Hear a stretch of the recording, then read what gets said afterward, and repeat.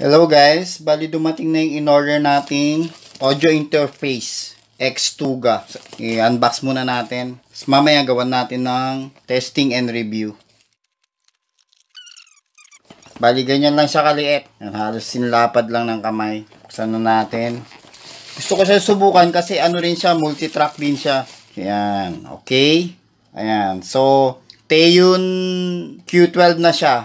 Although in-order ko siya sa X2Ga, kasi ano to, mga nire-rebrand na lang din nila kasi to. So ayan, ito yung channel 1, ito yung channel 2, then audio interface siya, ayan, ito yung connector sa PC kung magre-record tayo. Then capabilities nito, testingin natin mamaya, sinasabi nila is pwede na siyang separate channel na recording.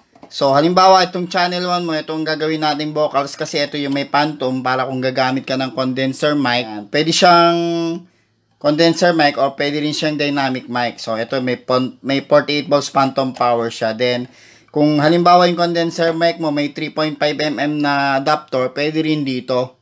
Yung may mga kasamang 3.5mm adapter din. Ito yung knob ng bawat channel. So input 1 then input 2, papasok siya sa recording, hiwalay. Halimbawa, itong channel 1 natin is vocals. Halimbawa naman itong channel 2 mo is gitara. Hiwalay siyang maire-record. So, maganda yung advantage kasi pwede mong i-edit yung vocals mo, then pwede mong i-edit din yung gitara mo independently. So, mamaya gagawa natin ng testo para matesting natin kung totoo ba na pwedeng hiwalay. So, ayan, no? Tignan natin, no? Liit lang siya, halos sinlaki lang siya ng kamay. Ngayon, ito yung stereo pan para kung halimbawa gusto mong i-record ng halimbawa single channel lang or dalawang channel na hiwalay, ito yung pipindutin. Tapos ito naman yung sa loop. So check natin kung ano pa yung kasama sa box. Bali ang kasama niya na lang itong USB connector niya dito. Yan. So try muna nating i-set up tapos tuloy natin yung video. Ito na, no, gagawa na natin ng demo kung paano yung pag-set up na 2 channels yung may re-record niya na hiwalay yung vocals at saka yung gitara natin. Sa gitara tayo magsasample. So, ito yung input ng vocals, ito yung gitara. Then, sinaksak ko na siya sa computer natin, no? Bali, binasa na siya. Hello guys, bali, ide-demo na natin ngayon yung capability nitong mini audio interface natin na makapag-record ng vocals at saka instrument ng hiwalay. Halimbawa, ang gusto mong ipasok dito, keyboard or gitara. Ngayon, i-record natin siya ng hiwalay sa vocals para ma-edit siya. Yung vocals mo, ma-edit mo, mapaganda mo, malagyan mo ng effects. Then, yung halimbawa, gitara mo, pagandahin mo rin, pwede rin. Lagyan mo rin siya ng effects. So, sasaksakan natin siya ngayon ng gitara at saka microphone.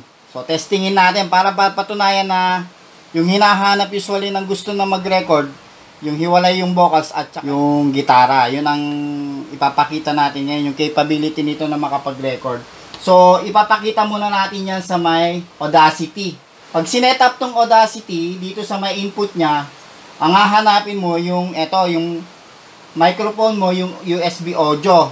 Ngayon, pagdating naman doon sa recording channel, ang ilalagay mo, stereo recording channel para hiwalay yung channel 1 at saka yung channel 2. Ngayon, kung gagamit ka ng headset, iseset mo rin dito na sa headset yung speakers mo, audio, headset din. Para dito lalabas yung for monitoring kung may headset ka na pang monitor. So, isaksak na natin tong gitara dito sa channel 1. Channel 2, saksak natin yung gitara sa channel 2. Then, dito sa channel 1, itong condenser mic natin, dito naman natin isasaksak yan. Bali, magtra-trial lang tayo ng recording dito. So, ayan. Since condenser mic yung gamit natin, i-on natin yung phantom para mapagana natin siya. And then, yung pag-set ng volume dito, minimal lang. Minimal lang ang pag-set. Although nakikita mo para nagpipik siya, okay lang yan. Makikita mo mamaya sa waveform na dito lang siguro sa number 2 na dot. Makikita mo. Tapos yung gitara mo, dun siguro sa may doon. Basta i-balance na lang natin. So, ngayon, para stereo yung recording, i-pre-press mo to. Dapat nakadiin siya para stereo yung recording dun sa Audacity. So, testing tayo ha. Try na natin mag-recording. Automatic na to na nakaset na siya yung audio track 1 mo tsaka audio track 2. Pag naglagay ka ng audio track 1, audio track 2, ang ilalagay mo dyan, pag add nyo, mono track. Yan, mono track. So, automatic na yan. So, try natin mag-record ha.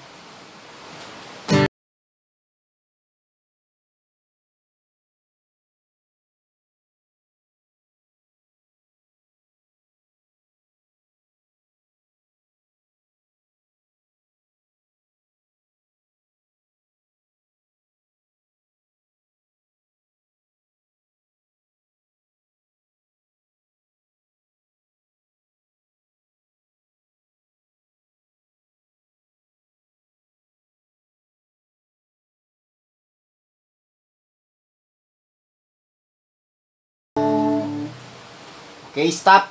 So, ayan, makita nyo yung waveform niya. Ayan. Bali, napipick up lang din kasi nung condenser mic yung gitara natin. Slight lang naman. So, try natin pakinggan dito yung output niya na nakapag-record ka ng hiwalay yung gitara tsaka yung vocals.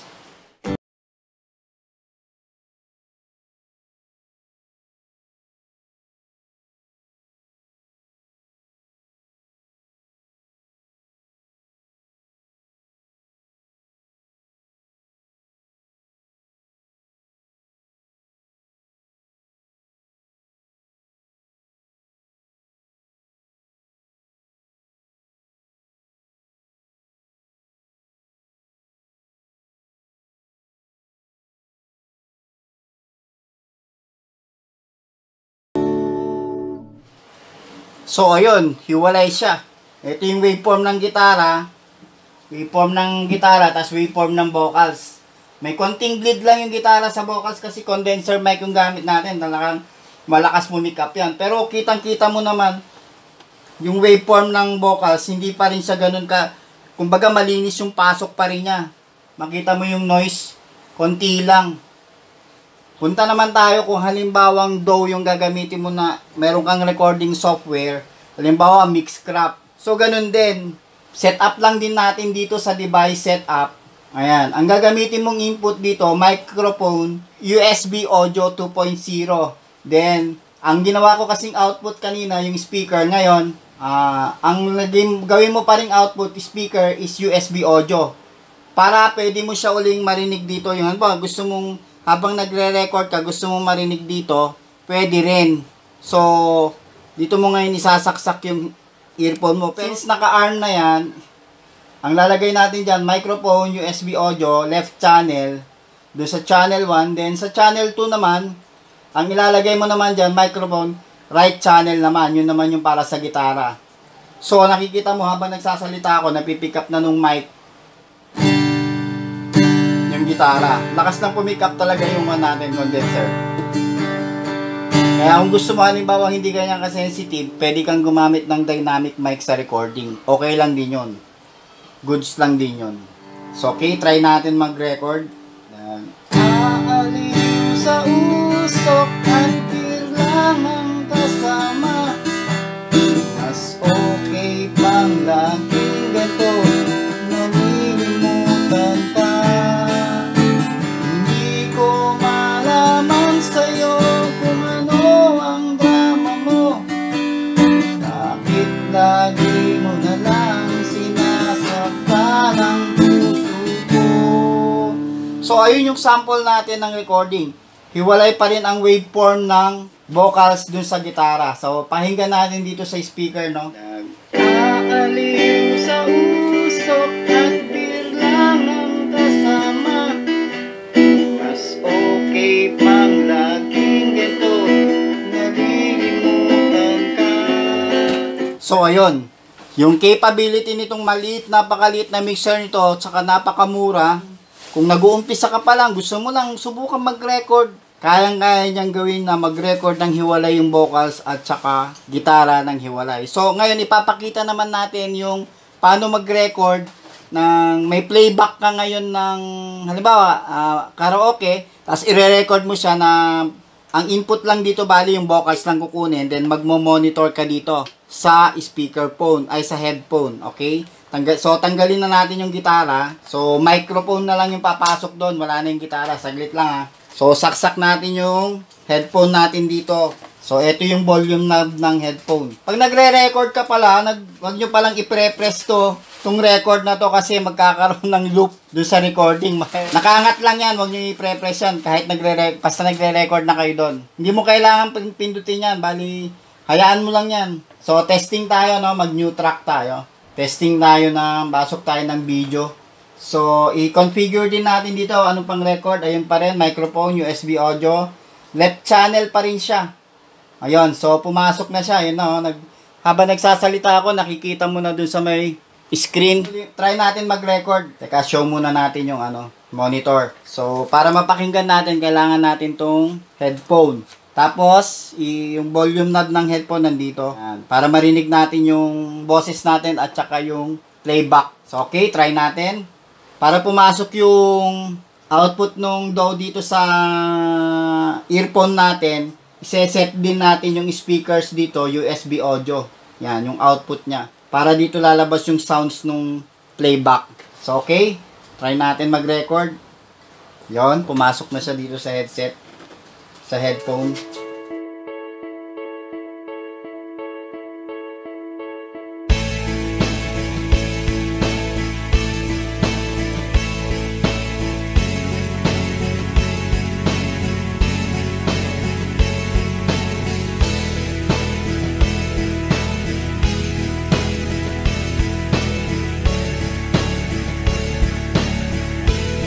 Well, when you go,